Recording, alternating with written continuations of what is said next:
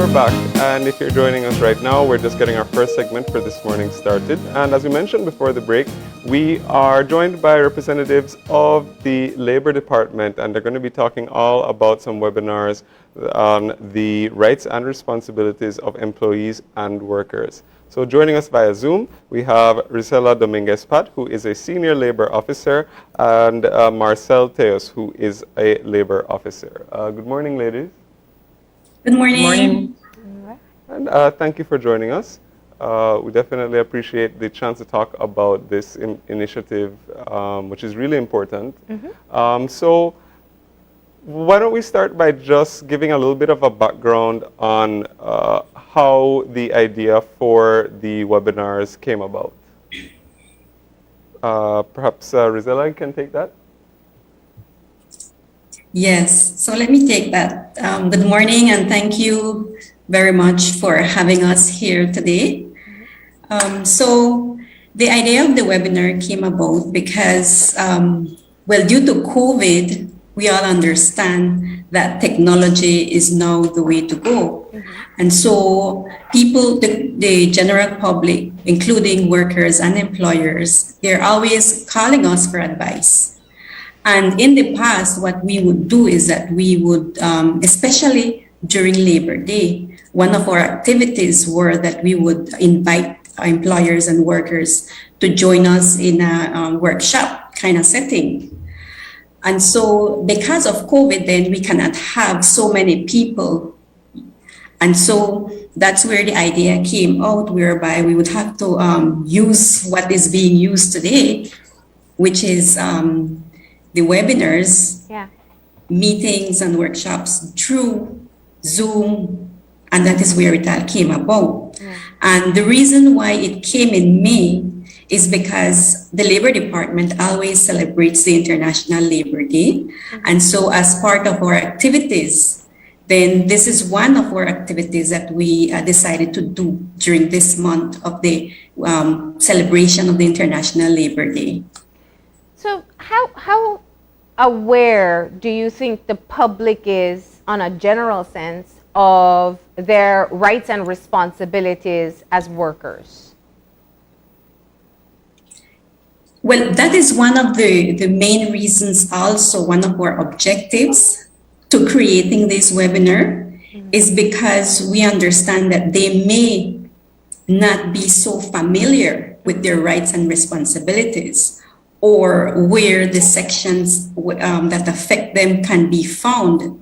And so that's one of our objectives, that we need to educate the public. We need to make them aware of their rights, but we need to also understand that with rights comes responsibility. And so both go together. And we also need to understand that both have to respect each other. And so that is why the creation of the idea of the webinar came about, because we need to make the public aware that there are rights and responsibilities for both parties, and where they can find those sections in the legislation, and also be able to explain to them what these sections really mean. But more than that, if they have any questions, then we're here to be able to assist them.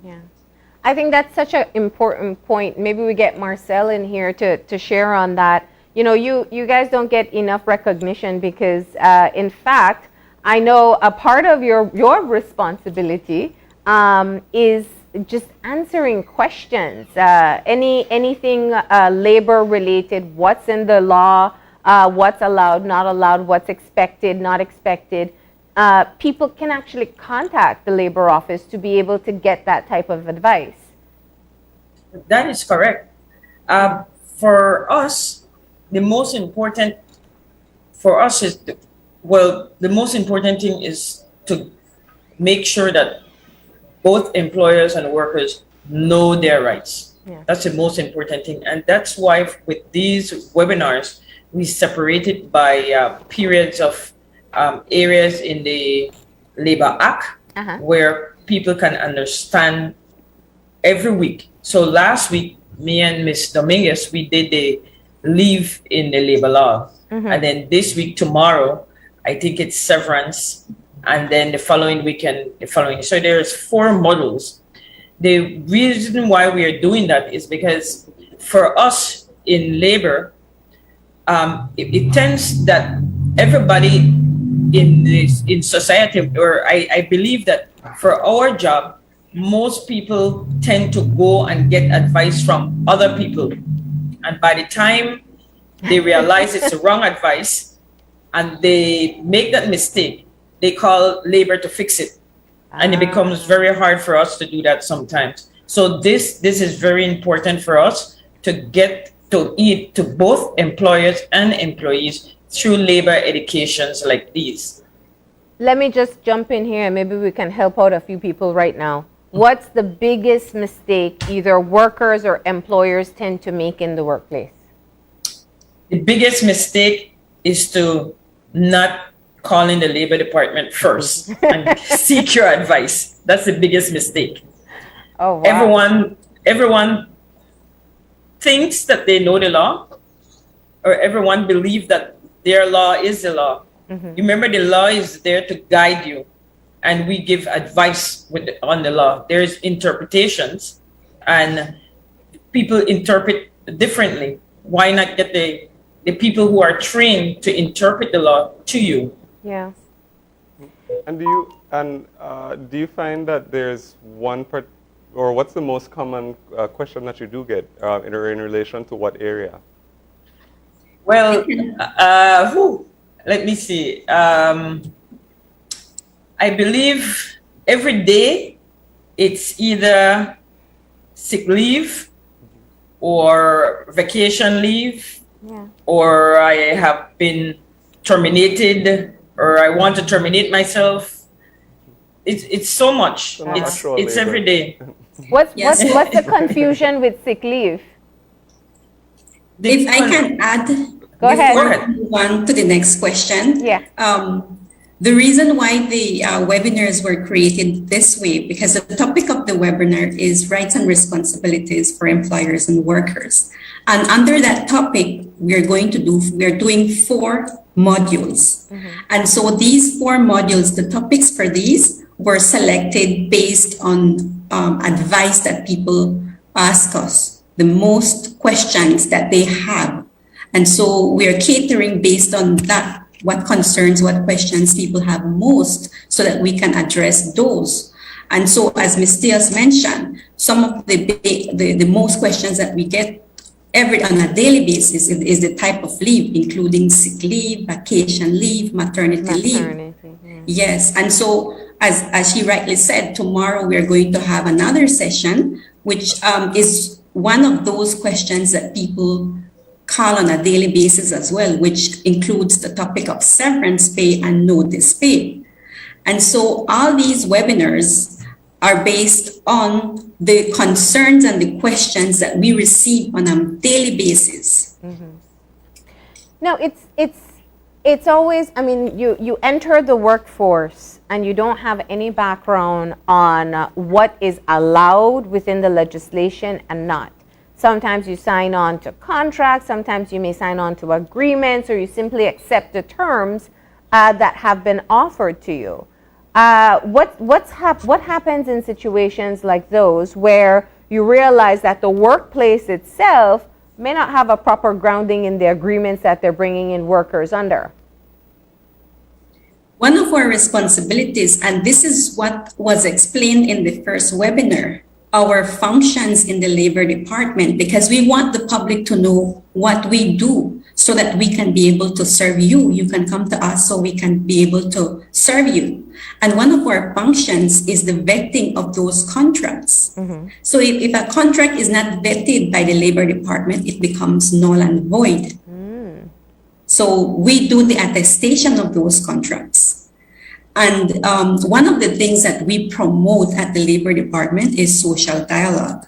It means that we want to get together the workers and the employers to see, in the workplace, several problems tend to come up, several issues. There may be disagreements, grievances. And so we are the middle person. We are not on the side of the worker nor on the employer. We are the middle person whereby we want to bring both together and together find a solution. Yeah. I've seen in the past where you've been proactive about getting some of the common misinformations, or I guess sometimes people are confused with interpretation, and that was the time and a half. That was a few years ago, I think, where you had to kind of break down to people what time and a half really means. Are there other areas like that where they're two very firm, two very different interpretations of the law? One of the sections of the legislations which are not properly understood, or maybe workers tend not to know, would be the notice, whereby both parties are responsible to provide notice. Both of them have the right to receive notice, and also they have the responsibility, if they decide to resign or terminate an employee, to give notice. And so the rights and responsibility go both ways. Both employers and workers, they both have that right, and they have the responsibility as well. Yeah. And let me just say to that what Riz said. With notice, it is vice versa. The same amount of notice that the employer should give you, you are also should give the employer. So the employer is not the one who will always give notice, and that is one of the biggest mistake a lot of people make, workers especially. Yeah. So that is something important for them to look at the webinar. It'll be on Facebook and also on the webinar tomorrow, and understand the notice and the severance and how it goes together. What's your format? Do you simply present the information, or do you also take questions from participants? We took about myself and Risela was the first two last week. So this is like a trial. We were the guinea pigs, I should say, last week. So we took over 40 questions. Wow. We actually had to cut it off because it was so many questions. Yeah. Some questions were going into the other modules, and we don't want people to get confused. We were only talking about leaves, and so that we wanted to stick to that leave. So tomorrow, Ms. Lam, who is the Deputy Labor Commissioner, and Mr. Paul, they will be the two who will tackle severance and notice pay, which is going to be over 40 questions again. I'm sure you'll have more. And actually, Yes. you said something earlier again about addressing grievances, and I think that that can arise, from just regular conduct within the workplace, but it can also occur from either an employer misinterpreting the law and requiring certain things, or So I suppose like the first, a two-part question in relation to that, I guess. The first is there any scope for the Labor Department to intervene in certain situations like that? And if not, what do you tell employees about the best way to go about addressing some problems or grievances which they may have at the workplace? Well, let me go first, and then Risela could complete, because that's a lot that you asked. You remember the labor law is a guideline, and each section has what the Labor Department can do and what labor officers can do. So we use many hats. We are inspectors in the workplace. We go and inspect your workplace. We attest your contracts, and we give you advice. We vet your work permit. We work with the trade unions, and we promote health and safety in the workplace. And also we have an employment unit that we work close with. So for us, the law is there. We can go into any workplace. That's what the law says. That is the first issue. We always, for myself as a labor officer, I would prefer if a company would have an HR or human resources department. But in Belize, there are a lot of small shops that cannot afford a human resource manager or a human resource supervisor. And for that, the employer himself or herself does all the paperwork as a payroll clerk, as a supervisor, as everything. They wear many hats, and so they become frustrated.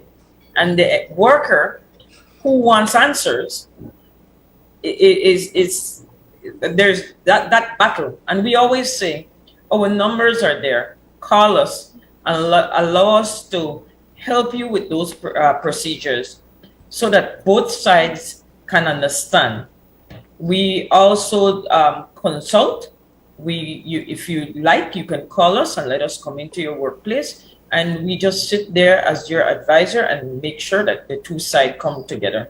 There are very few companies that I know in Belize that would always do that. They would always say, call the labor department and say, can we have a meeting, myself and my worker, so that we can battle this issue with how many leave that they need to get or what is their severance and so forth. Yeah.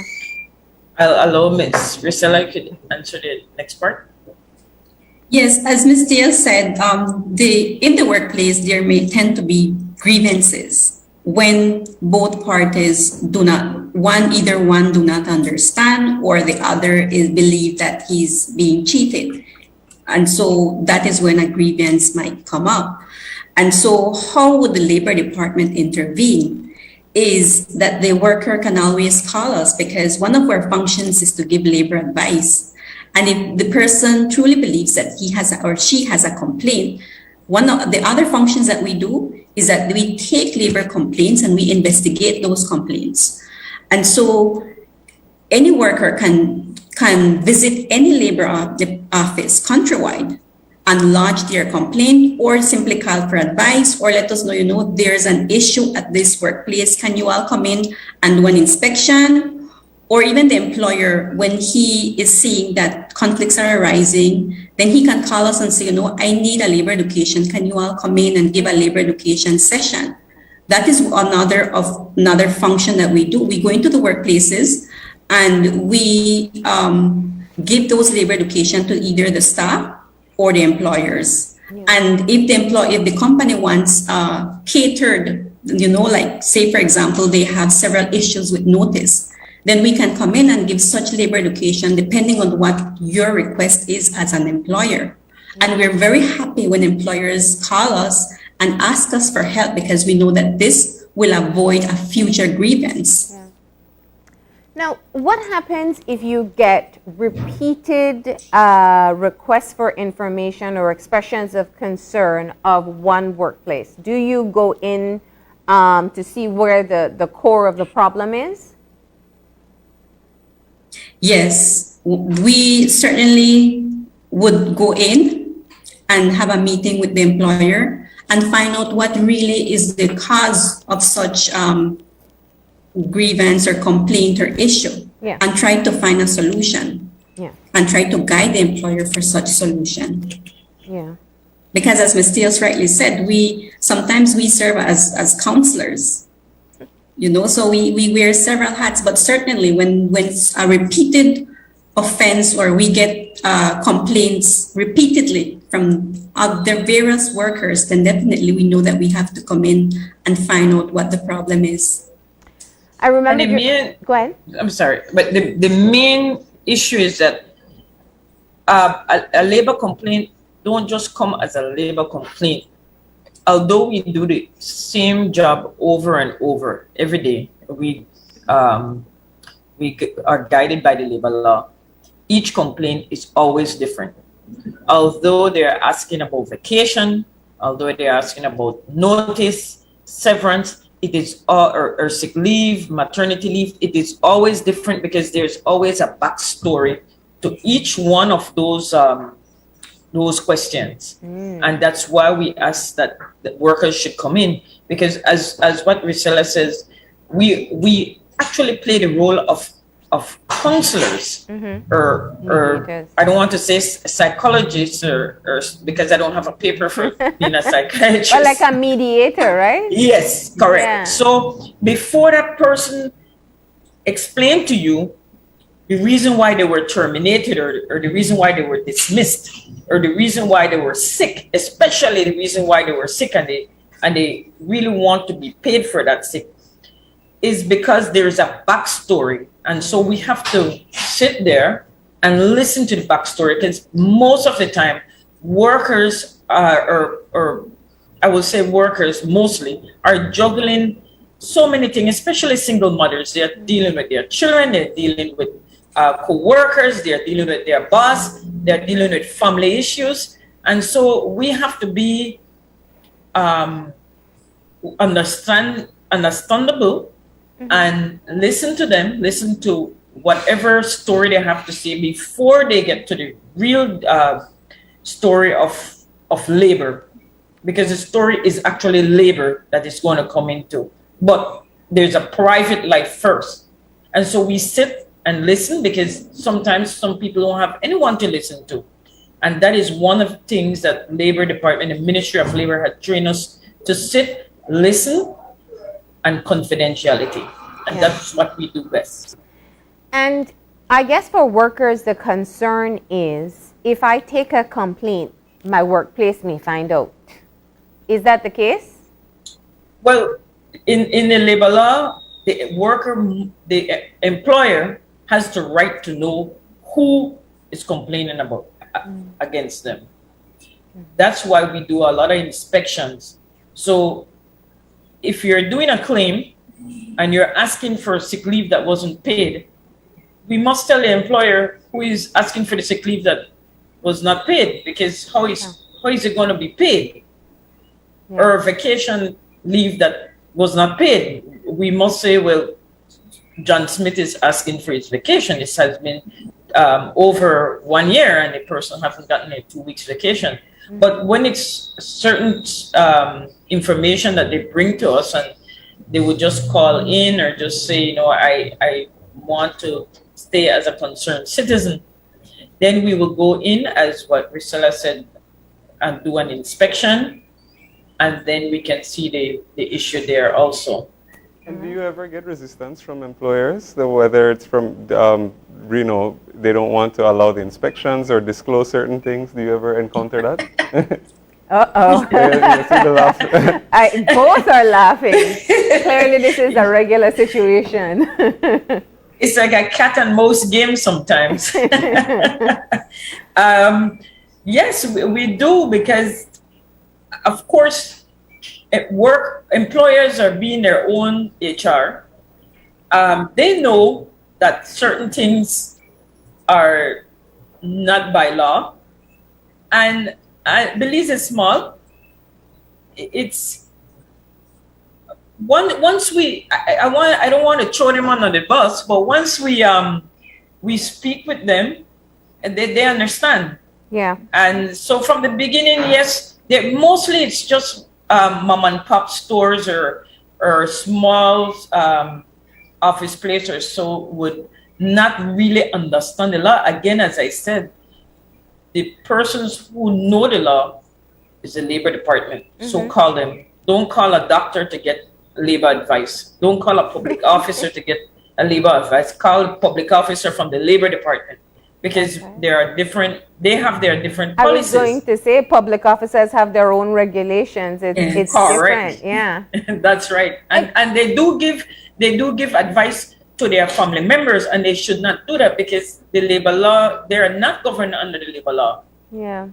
I think you said something important in the beginning, where it just simply is sometimes you pass down information. Information gets passed down, and it's not always correct, or somewhere, just like gossip, no? It changed along the way. That's right. That's right. But this is why the webinar is a great opportunity for people to ask it directly. Let's talk about how people can sign up, and if there's any confidentiality even in the webinar in asking questions. What they can do is that we have a link whereby posted on Facebook. They can go to our page and click so that they can be able to register. Yeah. Or if, there's a flyer, they can click the link on the Facebook page and they can register. Yes. But they can also view it live because it will be live streamed on our Facebook page tomorrow at 3 p.m. as well. And regarding the questions that they can ask, it would be general questions. Okay.